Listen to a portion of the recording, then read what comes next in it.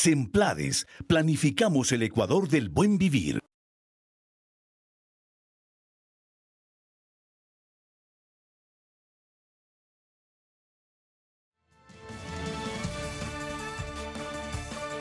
Estamos ya en nuestro segmento de opinión. Bienvenidos, son las 6:50 de la mañana.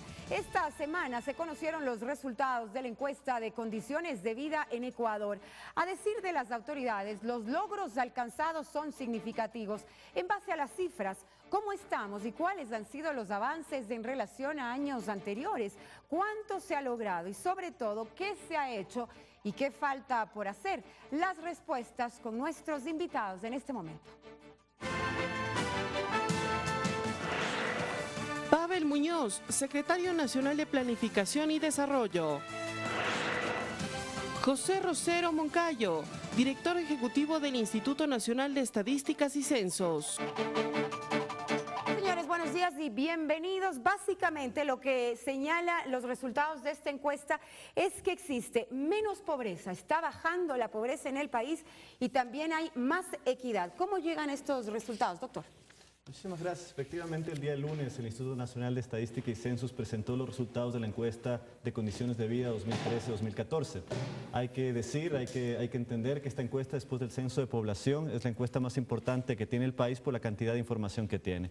Y efectivamente hemos observado en esta encuesta una reducción importante de la pobreza medida por consumo, que se reduce entre el año 2006 y el año 2014 de 38.3% a 25.8%. Esta es una reducción de 12.5 puntos porcentuales, que es mayor a esa pobreza que vimos entre el año 98 y 2006, que llegaba a una reducción de 6.5 puntos porcentuales. Secretario, ¿qué entienden ustedes cuando hablan de la pobreza por consumo? ¿Qué es exactamente lo que se mide? Bienvenido. Marcela, buenos días. Primero señalar que estas son excelentes noticias para el país, porque lo que hace es confirmar que todos los tipos de pobreza en el Ecuador han venido cayendo. Yo he venido con usted mismo conversando sobre la pobreza por ingresos, por ejemplo, que ha caído 15 puntos. La pobreza estructural de necesidades básicas insatisfechas también ha caído. Y esta por consumo lo que hace es estimar el consumo de las familias. No se les pregunta cuánto ganan, sino más bien cómo está estructurado su consumo. Sobre eso se, estima la capacidad adquisitiva que tiene esa familia y se determina si está o no en un umbral de pobreza. Insistir entonces que esta lo que hace es corroborar las buenas noticias que trimestralmente damos, que provienen de las encuestas de empleo, hoy con una encuesta que, como decía José Rosero, es mucho más potente, se han encuestado 27.000 viviendas, corrobora entonces que los ecuatorianos también son menos pobres por consumo y eso es, muy importante. En definitiva, podríamos decir que esto lo que quiere decir es que nos da la idea de cuánto está gastando una familia, por ejemplo, mensualmente y cuánto puede acceder ahora de lo que lo hacía en años anteriores, esa relación. Efectivamente. Y lo que hemos hecho nosotros en política pública es que el momento que no tienen que pagar por educación, el momento que no tienen que tener libros o uniformes, entonces pueden destinar esos ingresos que antes los destinaban para estos rubros a mejorar el consumo de estas familias y por lo tanto salir de su condición de pobreza. Usted decía, doctor, esta es una de las encuestas más importantes que se realiza luego del censo y la que nos da un panorama global de lo que está ocurriendo en este momento en el país. Viene del Instituto Nacional de Estadísticas y Censos, por ahí algún mal pensado dirá, pero si es del propio gobierno, ¿cómo no van a decir que están bien? Bueno, el Instituto Nacional de Estadística y Censos es un instituto técnico que tiene justamente una autonomía, lo que se conoce como la autonomía técnica, y esta es una encuesta diseñada técnicamente. Como decía el secretario nacional, es una de las encuestas más grandes del país en términos de muestras, son cerca de 28.900 encuestas a nivel del país, en las 24 provincias. Y en todas las zonas también para determinar efectivamente cuál ha sido el avance en diferentes estratos. Exactamente, entonces allí nosotros tenemos resultados interesantes, por ejemplo, de las 24 provincias del país, en las 24 provincias hemos visto reducciones importantes de pobreza.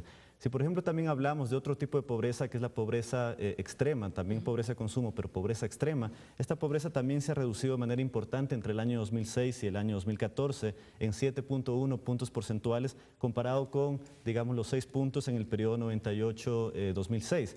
Existe otro tipo de pobreza que es la pobreza por necesidades básicas insatisfechas, que mide un tipo de pobreza estructural. Y esa pobreza también en los resultados de la encuesta de condiciones de vida se ha reducido de manera importante entre el 2006 y el 2014 en el equivalente al 31%. Marcela, a mí me parece que es importante decirle a la ciudadanía lo que algunos analistas suelen manifestar, que en periodos anteriores la caída de la pobreza ha sido mayor, ¿no es cierto? Hay alguno incluso que dice que en su gobierno hemos estado mejor y los resultados son contundentemente negativos en el sentido de que esto no es así. Como bien decía José hacía una comparación entre el año 1998 y el 2006. No sé si la cámara quiere acompañarnos con este gráfico. Por favor. Lo que podemos ver es que entre 1998, donde la pobreza por consumo se ubicaba en 45%, se la bajó al 2006 al 38%. Esta caída significó 14 puntos porcentuales de caída. Esto en 8 años, ¿verdad? Esto en 8 años. Mientras en 8 años iguales, ¿no es cierto? Pero entre el periodo 2006-2014, que básicamente es el periodo de gobierno de la Revolución Ciudadana, como decíamos, se cayó de la pobreza de 38,3 a 25,8, 12 puntos porcentuales, ¿no? 12 versus ¿cuántos, secretario? 12 versus 6, pero en pesos relativos es 32% más de caída de pobreza. Pero con un elemento adicional, Marcela, que es fundamental. ¿Por qué se explica esta caída? ¿No? En un caso se explicó fundamentalmente por crecimiento económico, es decir, además veníamos de una crisis donde seguramente lo que podíamos hacer es solamente estar, digamos, mejor, es decir, mejorar económicamente, pero no hubo política redistributiva. Más bien tuvimos incluso retrocesos redistributivos. Mientras que en el gobierno de la Revolución Ciudadana, 5 de los 12 puntos se explican por crecimiento económico, es decir, nos ha ido bien, efectivamente, buen precio del petróleo, la economía ha crecido más que el promedio latinoamericano, pero se explica más por política redistributiva, y esto es fundamental. Es decir, la aplicación de una adecuada política pública da como resultado estas cifras. Efectivamente, aquellos que señalan que en el Ecuador simplemente nos ha ido bien por suerte o por altos precios del petróleo están profundamente equivocados. Lo que tenemos es una política social que redistribuye mejor riqueza, que se vuelve una sociedad más justa y equitativa, y eso se ve reflejado en los resultados de la encuesta. Como gobierno nacional se han planteado el reto hasta 2017 de erradicar la pobreza extrema. Le pregunto, secretario, dadas las condiciones económicas adversas que se está viviendo en el país producto de una crisis internacional, ¿este objetivo se va a llegar a cumplir cuando probablemente quizá se deba, no sé, quizá dejar de hacer ciertas inversiones que a lo largo de estos 8 años se han venido ejecutando? Estamos cuidando de que eso no sea así, Marcela. Lo que estamos es monitoreando permanentemente la economía. Ustedes saben que si tuviéramos que hacer un ajuste vendrá por el lado de la inversión y no en bajar cosas, sino seguramente el ritmo de inversión. Así que estamos cuidando de que eso no sea así. Pero esto también podría influir directamente, precisamente en las cifras y en los retos que ustedes se proponen a 2017. Justo le pedía yo estos días, hace algunas semanas, a José que con el equipo técnico de las empleadas también podrían estimar, ¿no es cierto?, si con el comportamiento de la coyuntura económica podrían verse afectadas nuestras metas. No tengo todavía esos resultados, pero esperemos que no, Marcela. Nosotros seguimos con la convicción de que si seguimos esa ruta podemos comprometernos con el país en erradicar la extrema pobreza por ingresos, y creo que de momento no tenemos motivos para decir que eso no sea así. Evidentemente estamos atentos a la coyuntura, pero veamos que no sea así. Doctor, se ha pedido el análisis de estas cifras, todavía no las tienen de manera oficial, sin embargo, supongo yo ya se están haciendo los estudios respectivos para determinar si es que la coyuntura económica internacional afectaría en los retos propuestos hasta 2017. De acuerdo, la entrega de resultados de manera oficial justamente es el primer paso. Nosotros tenemos una gran base de información, la cual nosotros incentivamos incluso a la ciudadanía de que la utilicen. La información que no se utiliza es una información que no se ejecuta de buena manera. Entonces tenemos que utilizarla. Para el sector público también es importantísimo esta información en términos de planificación. Para los municipios es importante para planificación local. Y en todo caso para todos los investigadores y la ciudadanía general nos da un marco analítico bastante interesante.